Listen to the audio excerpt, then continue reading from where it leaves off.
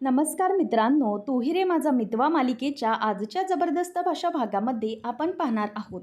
अर्णव ईश्वरीला म्हणत असतो, हे काय केलेस तुम्ही सिंदूर? तू तुझ्या रडत रडत आता आईला कॉल केलायस, पण तू जोपर्यंत तिथे जात नाहीस तोपर्यंत तिची काय अवस्था होईल याचा विचार केलायस का तू? किती मोठं टेन्शन देऊन ठेवलंयस तू तिला. आता ईश्वरीचे तो डोळे पुसतो आणि म्हणतो की हे बघ मिस इंदोर, तू जा आणि आईला जाऊन शांतपणे भेट. घडलंय ते तिला हवं तर सांग आणि तिला मिठी मारून हवं तर रड तिच्या मिठीत. शांत वाटेल तुला आणि बरं वाटेल. तेव्हा मग ईश्वरी म्हणते की सर, किती विचार करतो तुम्ही आमचा. तेव्हा मग अर्णव म्हणतो की मी सिंधूर, आता तुमचा मी विचार करतोय म्हणून तू पुन्हा रडणार आहेस का?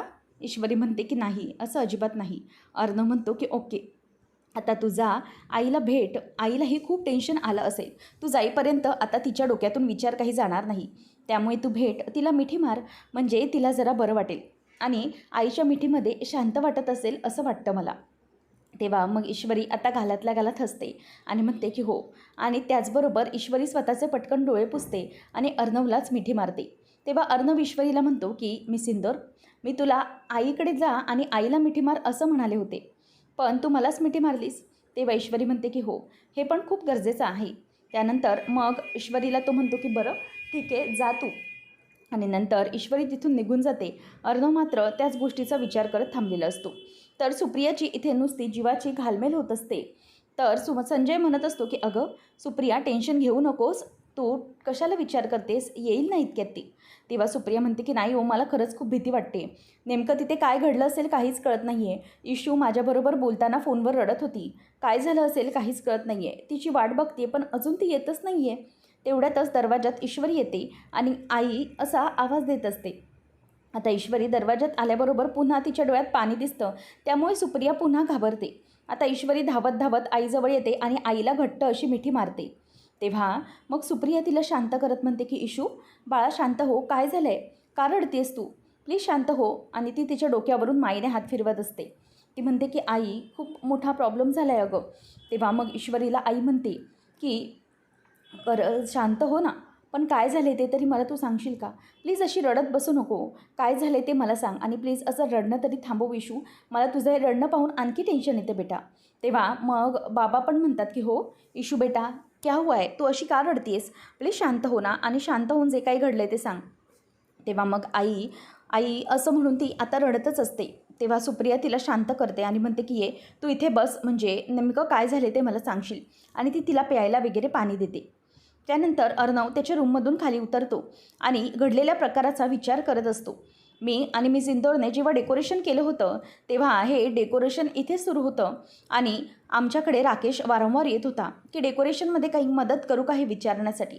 मग हे सगळं त्यानेच तर केलं नसेल ना, याच्यात त्याचाच तर हात असेल का, याचा विचार त्याच्या डोक्यात सुरू असतो. तेवढ्यात राकेश तिथे येतो आणि अर्णव साहेब असा आवाज देतो. तेव्हा अर्णव म्हणतो की हो बोला, काय झालं. तेव्हा राकेश म्हणतो की मला माहिती आहे की सगळं खूप चुकतं आहे, म्हणजे तुम्ही आणि तुमच्या त्या मिसेस म्हणजेच ईश्वरी मॅडम खरंच दोघंजणही खूप चांगले आहेत, पण या सगळ्या गोष्टी ना खूप पलीकडे चालल्या आहेत. म्हणजे मला ह्यातलं काही आठवत नाही आहे म्हणून मी काहीच यामध्ये बोलू शकत नाही, पण घरातले ना चुकत आहेत आणि सगळं होईल व्यवस्थित, तुम्ही नका काळजी करू. तेव्हा अर्णव या असं फक्त बोलतो. मग अर्णवला तो म्हणतो की मी ना एक काम करतो आहे, घरात ना बसून बसून असा कंटाळा आलेला आहे आणि हे घरातले भांडणं वगैरे ते बघून मला जरा निगेटिव्हिटी आल्यासारखी वाटते. म्हणून ना मी एक काम करणार आहे, मी जॉब शोधत आहे. म्हणजे कसं आहे, जरा एखादा जॉब शोधला ना आणि एखादं काम केलं की माझं मन त्यात रमेल. आणि असं दुसऱ्यांच्या जीवावर आयतं बसून किती दिवस खाणार ना, तेही माझ्या मनाला पटत नाही आहे, चलतं आहे. त्यामुळे मी ना एखादा जॉब बघतो आणि जॉब बघून स्वतःचा कसं तरी उदरनिर्वाह करण्याचा प्रयत्न करतो. म्हणजे माझं आयुष्य कसं थोडंफार तरी मार्गी लागेल आणि म्हणूनच मला जॉब करायचा आहे. त्याची शोधाशोध जरा खटपट सुरू आहे, बघतो कुठे काय करायचं ते. तेव्हा राकेशचा लगेच अर्णव म्हणतो की राजेश, तुम्ही जे काही म्हणताय तेही अगदी योग्य आहे, म्हणजे एखादा काम केलं पाहिजे तुम्ही. तेव्हा मग तो म्हणतो की बरं ठीक आहे, चला मी जातो तयारीसाठी. तेव्हा अर्णव काहीतरी विचार करतो आणि राकेशला थांबवून म्हणतो, एक मिनिट राजेश जीजू, म्हणजे वाय डोंट यू जॉईन सात्विक फॅशन, म्हणजे मला असं वाटतं की तुम्ही आमच्या कंपनीला जॉईन केलं तर खरंच ते खूप बरं राहील. तेव्हा राकेश म्हणतो की म्हणजे मला ना असं वशिला वगैरे देऊन काम करायचं नाही आहे, मला स्वतःच्या हिमतीवरती नोकरी मिळवायची आहे, त्यामुळे मला असं वशिलाने वगैरे नको. तेव्हा लगेच तो म्हणतो की नाही नाही, वशिला वगैरे असं काही नाही आहे, म्हणजे तुम्ही असं अजिबात समजू नका. तुमची काम करण्याची इच्छा आहे ना, त्याप्रमाणेच तुमचं काम होईल. तेव्हा अर्णवला तो म्हणतो की बरं, पण मी या सगळ्यासाठी पद्धतशीरपणे नोकरीसाठी इंटरव्ह्यू देईन, मग तर चालेल? तेव्हा अर्णव म्हणतो की हो चालेल, म्हणजे इनफॅक्ट आजच मी तुमची इंटरव्ह्यू शेड्यूल करतो आणि खरंच मला गरज आहे म्हणूनच म्हणालो.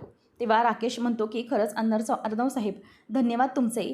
मी आता तयारी करतो, म्हणजे मला कसं करायचं ते मला समजेल.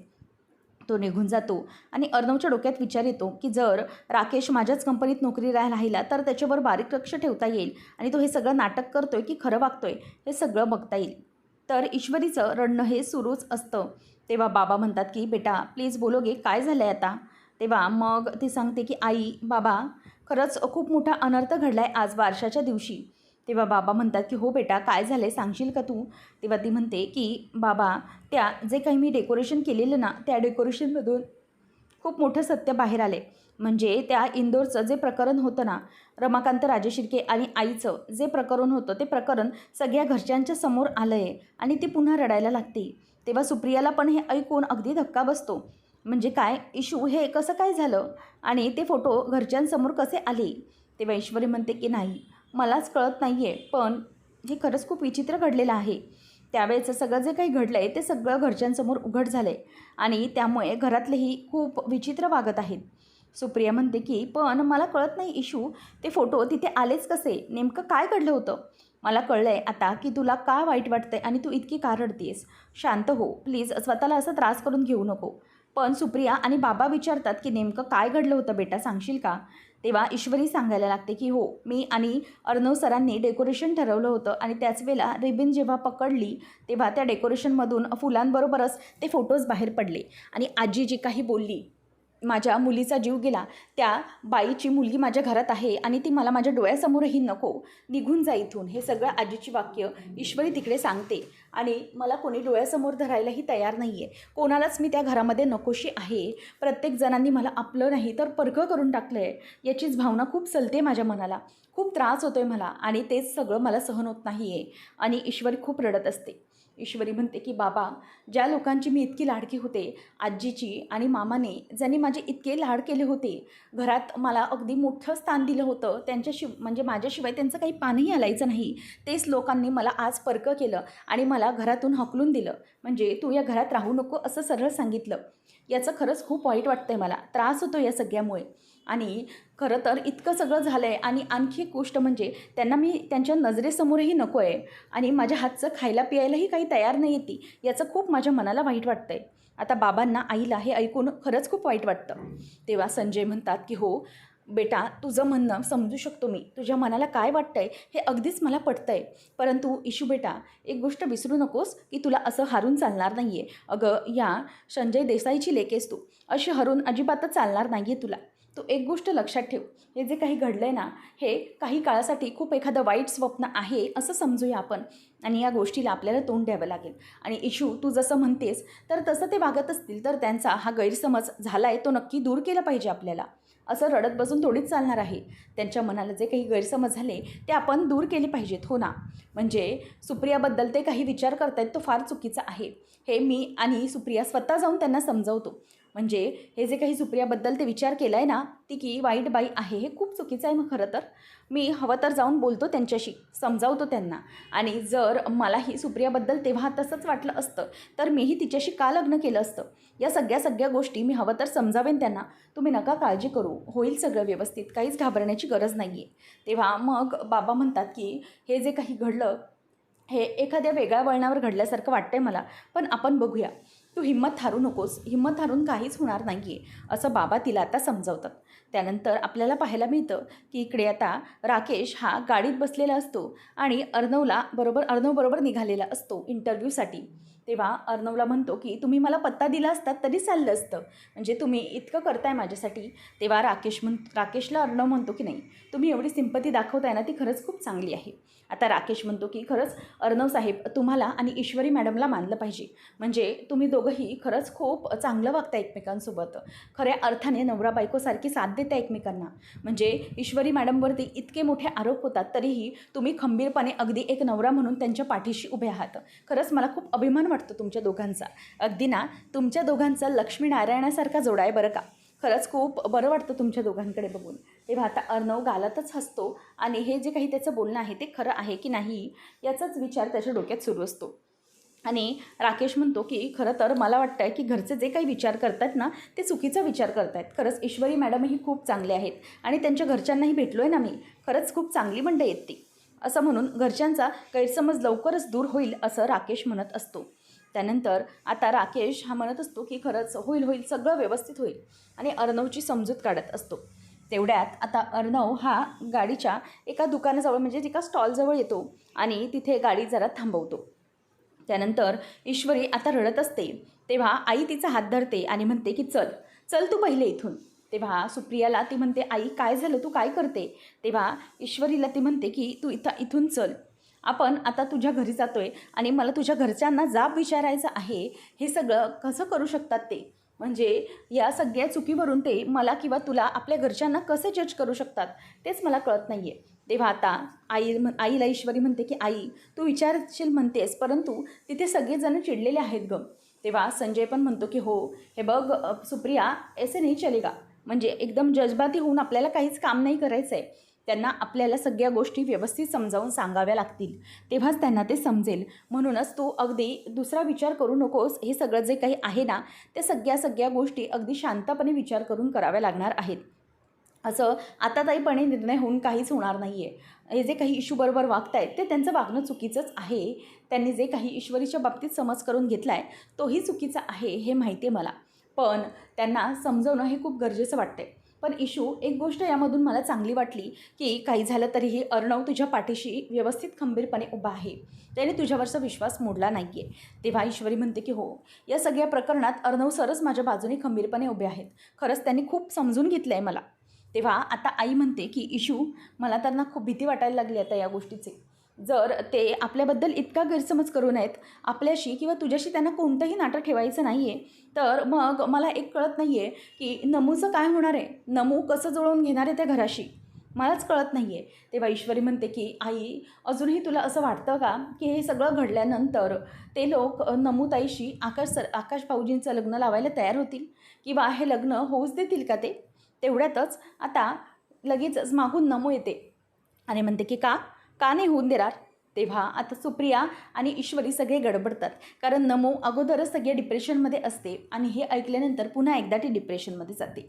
आता सुप्रियाच्या समोर नमू येते आणि म्हणते की आई म्हणजे हे गरजेचंच आहे का गं. प्रत्येक वेळेला कोणताही विषय येऊ दे, प्रत्येक विषय हा माझ्या आणि आकाश सरांच्या लग्नापाशीच येऊन का थांबतो. म्हणजे आता पुन्हा तुम्ही लोक लग्न लांबणीवर टाकण्याचा विचार करत असाल बरोबर ना. नाही म्हणजे त्यांनी ठरवलंही असेल की हे लग्न होऊच नाही म्हणून. तेव्हा बाबा म्हणतात की हे बघ नमू बेटा तुला माहिती नाही काय घडलं आहे ते. तेव्हा ती म्हणते की सगळं माहीत झालं आहे बाबा, मला सगळं माहिती आहे मला, पण सगळा विषय हा आमच्याच लग्नाशी का निगडीत असतो, प्रत्येक ठिकाणी आम्हालाच का प्रॉब्लेम होत असतो. तेव्हा आता ईश्वरी समजवते की नमूताई प्लीज शांत हो, चिडू नकोस. तेव्हा ती म्हणते की कशी नको चिडू मी, इशू सांग ना का नाही चिड येणार मला. अगं प्रत्येक ठिकाणी माझ्या आणि आकाश सरांच्या लग्नाबद्दलच चुकीचं मानलं जातं, मग मी खरंच ह्या लग्नाचा विचारच सोडून द्यायचा आहे का अशी मला भीती वाटत असते. नेमकं हे काय घडतं आहे मलाही कळत नाही आहे, पण हे सगळं खूप चुकीचं घडतं आहे. तेव्हा आता नमू म्हणते की नाही बस झालं आता. सुप्रिया आणि इशू समजवतात की प्लीज असं समजू नकोस, शांत हो, पण ती अजिबात ऐकायला तयार नसते. नमू म्हणते मनातच की इशूमुळे आता पुन्हा काही होण्याच्या आधीच मलाच काहीतरी पाऊल उचललं पाहिजे याबद्दल, असं म्हणून आता नम्रता आतमध्ये निघून जाते. आणि इथे आता ईश्वरी आणि संजय यांना सगळ्यांना टेन्शन आलेलं असतं की आता नमूचं काय करायचं. त्याचबरोबर अर्णव एके ठिकाणी आता गाडी थांबवतो आणि राकेशला विचारतो की मी जरा बाहेर जाऊन पाणी घेऊन येतो, तुम्हाला काही हवं आहे का, चहा कॉफी पाणी वगैरे. तेव्हा राकेश म्हणतो की नाही नको मला, तुम्ही या जाऊन. मग अर्णव बाहेर जातो आणि राकेशही गाडीत बसून कंटाळतो आणि म्हणूनच तो आता बाहेर तिथून उतरतो आणि जरा बाहेरची हवा घेण्याचा प्रयत्न करायला लागतो. आता तो तिथून गाडीतून उतरल्यानंतर गाडीच्याच तिथे बाहेर टेकून असा उभा असतो, आजूबाजूला बघत असतो. तेवढ्यातच आता समोरून शलाकाचा जो काका असतो तो येतो आणि शलाकाचा काका येऊन आता म्हणतो की हा निर्लज्ज माणूस इथे उभा आहे आणि तेवढ्यातच तो राकेशवर जाऊन पटकन अटॅक करतो आणि राकेशच्या जोरात कानाखाली वाजवत म्हणतो की काय रे, तुला असं अगदी बिनबोभाट उभं राहताना काहीच वाटत नाही का? जराही तुला लाज वाटत नाही का? तेव्हा आता राकेश घाबरतो आणि म्हणतो, एक मिनिट सोडा मला, कोण आहात तुम्ही? मी ओळखत नाही तुम्हाला. तेव्हा तो म्हणतो की आता ओळख दाखवणारच नाहीस तू. अरे, माझ्या शलाकाची वाट लावलीस तू, तिच्याशी खोटं बोलून बोलून लग्न केलं, सगळी संपत्ती लुबाडली तिची तू आणि तिला मारून टाकलंस तू. तिचे हाय लागतील तुला आणि तुला मी आता सोडणार नाही. तेव्हा मग तो म्हणतो की एक मिनिट थांबा, तुम्ही ते म्हणताय तसं काहीच नाही आहे. अहो, मी खरंच खूप साधा माणूस आहे आणि मी सगळं काही विसरलो आहे, मला काहीच माहिती नाही आहे. मी तुम्ही म्हणताय तसा नाही आहे. मला एक बायको आहे जी घरी वाट बघते, एक मुलगी आहे लहान मला, तुम्ही प्लीज असं करू नका. परंतु शलाकाचा काका म्हणतो, नाही, काही झालं तरीही तुला मी आता सोडणार नाही जिता. तू जसं माझ्या शलाकाला मारलं ना, तसंच तुलाही मी मारून टाकणार. तू पण आता जिवंत राहण्याच्या लायकीचा नाही आहेस. असं म्हणून आता शलाकाचा काका हा त्याचे कॉलर धरतो आणि त्याला मारण्याचा प्रयत्न करत असतो. तेव्हा राकेश म्हणतो की प्लीज शांत व्हा, मला कळत नाही आहे की तुम्ही असं माझ्यासोबत का वागताय, प्लीज असं करू नका. तेव्हा तो काका मारतच चाललेला असतो. तेवढ्यात आता अर्णवला तो मध्ये थांबवण्याचा प्रयत्न करत असतो, परंतु तो काही थांबतच नसतो. आता जी गोळ्याची गाडी असते त्या गाडीवरची काचेची बाटली घेऊन काका येतो आणि म्हणतो की आता तुला मी जिवंत सोडणार नाही, बस झालं, आता तुला मी सोडणार नाही. राकेश हा खाली पडलेला असतो. अर्णव बाजूला येतो आणि म्हणतो की काय करताय तुम्ही, थांबा, हे सगळं काय आहे? आणि तो काचेची बाटली त्याच्या हातातून काढून घेऊन म्हणतो की तुम्हाला कळत आहे तुम्ही काय वागताय ते? अहो, मला माहिती आहे की मी तुम्हाला ओळखतो आणि एक मिनटं, मला माहिती आहे की तुम्हालाही याचा राग आहे, पण त्याला आम्हीही ट्रॅप करण्याचा प्रयत्न करतो आहे. त्याचं एखादा जरी वस्तू किंवा गोष्ट आमच्या हाती लागली ना, तर आम्ही त्यालाही सोडणार नाही आहे. तोही आमच्या ट्रॅप लिस्टवरती आहे. पण जर तुम्ही आता शांत राहिलात तरच आम्ही पुढच्या सगळ्या गोष्टी शोधू शकतो. त्यामुळे एकदा की आम्हाला संशय आला त्याच्यावर किंवा त्याच्याबद्दल काही सापडलं, तर मात्र आम्ही तुम्हाला नक्कीच फोन करून कळवू. तेव्हा हवं तर कितकं चोपायचं तेवढं चोपा त्याला. तेव्हा तो म्हणतो की ठीक आहे, आता तुम्ही म्हणताय ना म्हणून थांबलो आहे साहेब मी. पण एकदा की याचं समजलं की मला तुम्ही लगेच फोन करा, मी येतोच. तेव्हा मग तो काका तिथून निघून जातो आणि राकेश खूप घाबरलेला असतो, नुसता घामाघूम झालेला असतो. अर्णव त्याच्याकडे येऊन म्हणतो की एक मिनिट जरा तुम्ही शांत व्हा, मला माहिती आहे तुम्हाला घाबरल्यासारखं झालं आहे, भीती वाटली. तेव्हा राकेश म्हणतो की हे काय नक्की, हा माणूस कोण होता आणि मला का मारत होता? हा माझ्या भूतकाळाविषयी सांगत होता का? म्हणजे मी एका मुलीला किडनॅप केलं होतं आणि यांच्या फॅमिलीला किडनॅप करून धमकी दिली होती आणि मी ह्याच्या पुतणीचा खून केला आहे. नेमकं काय म्हणत होते हे सगळं खरंच असेल तर मी इतका वाईट माणूस आहे? नाही, मग मी बरोबर माणूस नाही आहे, जर हीच माझी खरी असेल ओळख तर. नाही, तुमच्या बहिणीला फोन करून आत्ता मला सांगितलं पाहिजे की माझ्यासारख्या वाईट माणसाबरोबर राहू नका म्हणून. मी वाईट आहे, मी चांगला नाही आहे. तेव्हा अर्णव म्हणतो एक मिनिट थांबा, असं काही नाही आहे जिजू, तुम्ही प्लीज शांत व्हा. मला माहिती आहे की तुम्हाला बरं वाटत नाही आहे. तो माथेफिरू होता हो, त्याने दारू वगैरे पिऊन आलेला. बघा ना, मी त्याला आता बाजूला घेऊन गेलो तेव्हा तो शांत झालाच ना आणि गप्प बसून निघून गेला. त्यामुळे तुम्ही नका काळजी करू, तो एक माथेफिरू होता, त्याच्या बोलण्याचा तुम्ही इतका विचार करू नका. बरं ठीक आहे, जाऊ दे, हे घ्या, तुम्ही पाणी पिऊन घ्या, म्हणजे तुम्हाला जरा बरं वाटेल. आता राकेशला तो पाणी प्यायला देतो. राकेश पण खूप घाबरलेला असतो आणि हो हो ठीक आहे असं म्हणून घटघट पाणी पिऊन घेतो. अर्णव जरा थांबलेला असतो. नेमकं राकेशचं काय रिॲक्शन आहे, पण राकेश हा पूर्णपणेच घाबरलेला असतो. शलाकाच्या काकाला किंवा कोणालाही कुठल्या प्रकारचं तो उत्तर देत नाही. अर्णव म्हणतो की प्लीज चला गाडीत बसा तुम्ही, म्हणजे तुम्हाला बरं वाटेल. आणि मग अर्णवला तो गाडीत बसायला सांगतो. दोघंही बसत असतात. तेवढ्यातच आता आजूबाजूला जी पब्लिक जमा झालेली असते, अर्णव त्यांना म्हणतो की काय काय चाललं इकडे, गो जा सगळेजणं, असं म्हणून आता सगळ्यांवरती तो ओरडतो. जो तो आपापल्या कामाला लागतो आणि सगळ्यांना पिक्चर वाटतच असतो तो. तेव्हा अर्णव आता राकेशला म्हणतो की आर यू ओके नाव?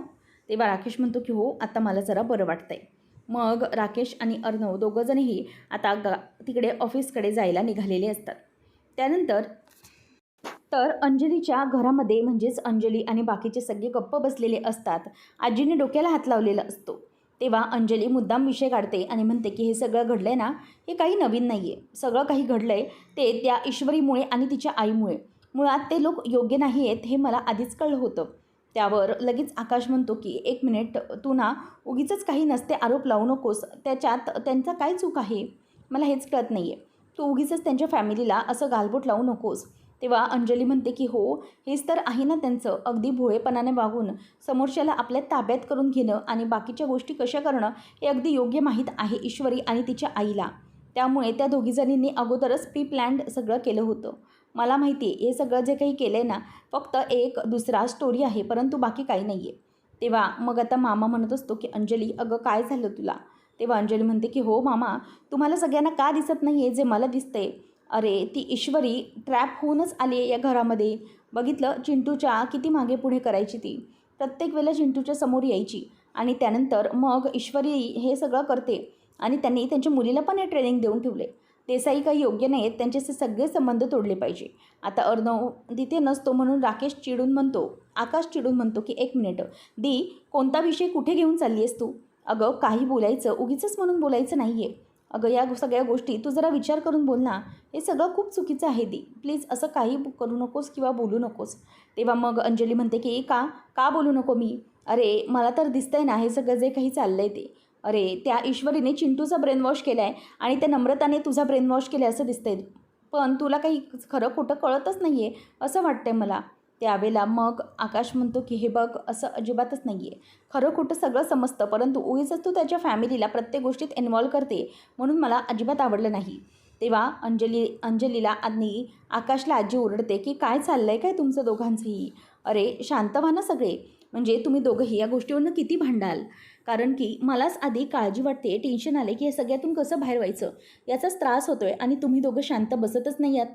तेवढ्यातच तिथे सुप्रिया येते आणि म्हणते की आणि मलाही त्रास होतो या सगळ्या गोष्टीचा.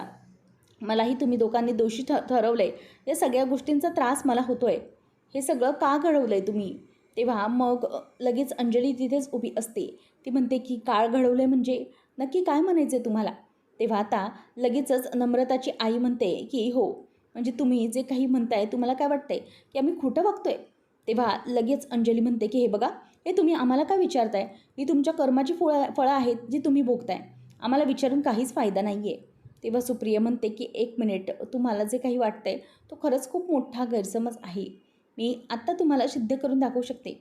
म्हणजे हे सगळं चाललं आहे ते खरंच सोप्या गोष्टी आहेत हे वाटते का तुम्हाला? म्हणजे इतक्या वर्षापूर्वी माझ्याकडून हे सगळं घडलं असेल, खरंच तुम्हाला असं वाटतंय? आई, मला तुम्ही एक उत्तर द्या. म्हणजे माझ्याकडे बघून सांगा तुम्ही.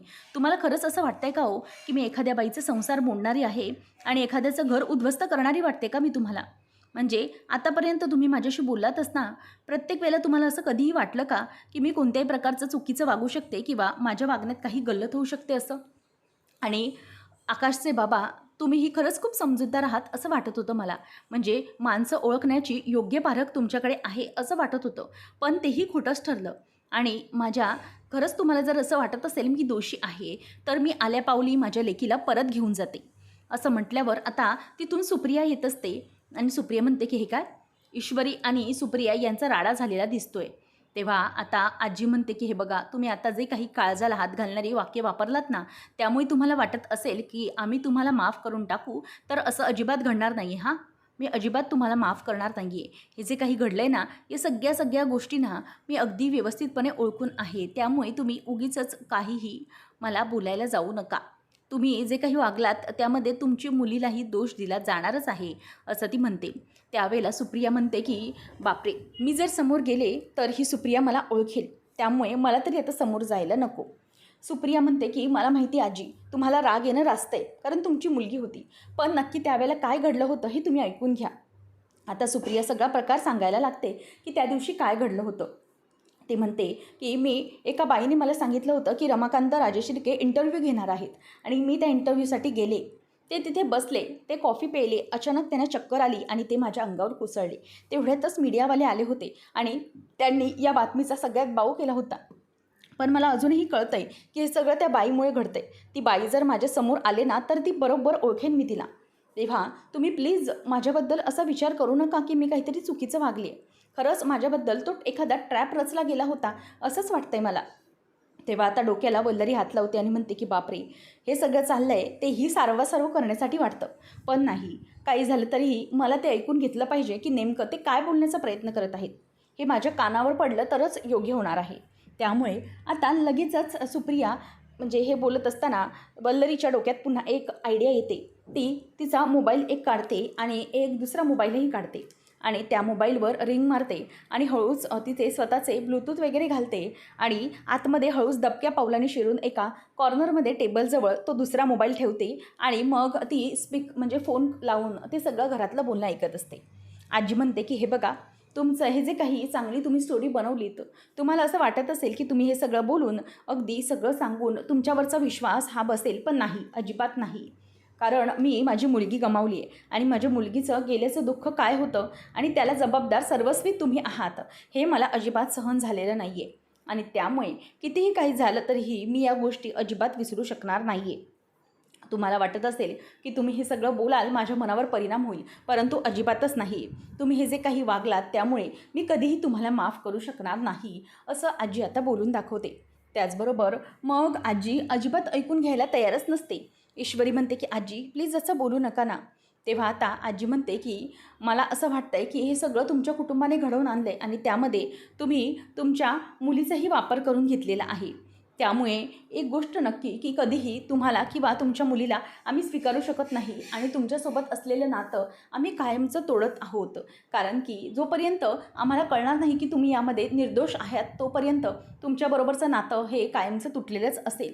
तेव्हा लगेच आई म्हणते म्हणजे सुप्रिया म्हणते की असं का तुम्ही टोकाचा निर्णय घेताय. तेव्हा लगेच अंजली पण बोलून मोकळी होते की हो, घेणारच आहे टोकाचा निर्णय. कारण ना मला असं वाटतं की तुम्ही नाही, तुमच्यापासूनच आमची फॅमिलीला बदनाम करण्यासाठी किंवा त्रास देण्यासाठी तुम्ही हे सगळं करताय. हा ना तुमचा प्लॅनच होता मला वाटतं. तेव्हा सुप्रिया म्हणते की कसला प्लॅन, काय बोलताय तुम्ही अंजलीताई. मला असं वाटलं की तुम्ही समजूतदार आहात आणि शिकलेले आहात, तुम्हाला नक्की खरं खोटं समजेल, परंतु तुम्हीही ते नाही ओळखू शकलात. तेव्हा ती म्हणते की ओळखलं आहे ना म्हणून तर बोलते आहे. अहो त्यावेळेला तुमच्यामुळे माझी आई गेली आणि आता तुमची मुलगी माझ्या चिंटूच्या आयुष्यात येणं हाही काही योगायोग नव्हता. मुद्दामच ती चिंटूच्या आयुष्यात येत होती. म्हणजे समोर इंदोरला चिंटूच्या आयुष्यात सारखं सारखं दिसणं, नंतर त्याच्यासोबत लग्न करणं आणि हॉटेलमध्येही तो झालेला फायनल ड्रामा, ते सगळं तुम्ही मुद्दाम घडवलं आहे असं ती आता तिला दोष देते. हे ऐकून सुप्रियालाही खूप धक्का बसलेला असतो. तर आता पुढच्या भागामध्ये सुप्रिया म्हणत असते की तुम्हाला जर असं वाटत असेल की हे सगळं घडलेलं आम्ही घडवून आणलेलं आहे, पण एक गोष्ट लक्षात ठेवा, मी माझ्या मुलींना प्रत्येक वेळेला प्रत्येकाशी आपुलकीने, विश्वासाने, प्रेमाने वागवण्याचीच नात्याला त्यांना मी शिकवण दिलेली आहे. त्यामुळे तुम्हाला जर असं वाटत असेल की माझ्या मुलीने हे जे काही केलं आहे ते सगळं खोटं वागतायत, तर मी माझ्या मुलीला आता इथून घेऊन जात आहे. मी कुठल्याही प्रकारे माझ्या मुलीवर हा त्रास होऊ देणार नाही. जर माझ्या मुलीला तुमच्या फॅमिलीला दिलेल्या प्रेमाबद्दल आणि आदराबद्दल जर प्रत्येक वेळेला अपमान आणि तिरस्कारच मिळणार असेल, तर माझ्या मुलीला या घरात ठेवून काहीही उपयोग होणार नाही. मी माझ्या मुलीला या घरातून घेऊन जात आहे, असं आता सुप्रिया बोलते. त्यावेळेला कोणीही त्यांना थांबवत नाही. सुप्रियाला ईश्वरी म्हणते आई प्लीज थांब ना, ऐक, बोल ना. तेव्हा ईश्वरीला ती म्हणते की चल इशू, इथे आपल्याला एक क्षणही आता थांबण्याचं नाही आहे. आणि सुप्रिया तिला जोरात हात धरून घेऊन निघून आलेली असते. तर लपूनच वल्लरी हा सगळा ड्रामा बघते आणि खूपच खुश होते की वा, म्हणजे जे काही ठरवलं होतं ते अगदी आनंदाने पार पडलं. तर अर्णवला घरी आल्यावर समजतं तेव्हा त्यालाही राग येतो. तो म्हणतो की हे सगळं जे काही तुम्ही त्यांच्या फॅमिलीबरोबर वागलायत ना ते खूप चुकीचं वागलं आहे. त्यामुळे आताच्या आता माझ्याबरोबर चालायचं आहे आणि त्यांच्या फॅमिलीची माफी मागायला लागेल आणि मगच ईश्वरीला आपण घरी आणू शकतो. तेव्हा आता लगेचच वल्लरी म्हणते की एक मिनिट अर्णव, तू जसं म्हणतोयस तसं काहीच होणार नाही आहे. तेच त्यांच्या मुलीला घेऊन गेलेले आहेत, त्यामुळे त्या घरी जाऊन कोणीही माफी मागणार नाही आहे. तर अर्णव स्वतः येतो आणि सगळं बोलण्याचा सॉर्ट आऊट करण्याचा प्रयत्न करत असताना सुप्रिया म्हणते की नाही अर्णव, जरी तुम्ही म्हणत असाल तरीही जोपर्यंत तुमच्या घरचे येऊन इथे इशूला घेऊन जाणार नाहीत, त्यांना इशूची गरज भासणार नाही ना, तोपर्यंत ईश्वरी इथेच राहणार, ती तुमच्या घरी येणार नाही. असं म्हटल्यानंतर आता अर्णव आणि ईश्वरीमध्ये ही एक मोठी ताटाटूट झाली आहे. नेमकं पुढे काय घडणार पाहणं रंजक ठरणार आहे. अशाच अपडेटसाठी चॅनलला नक्की सबस्क्राईब करा. धन्यवाद.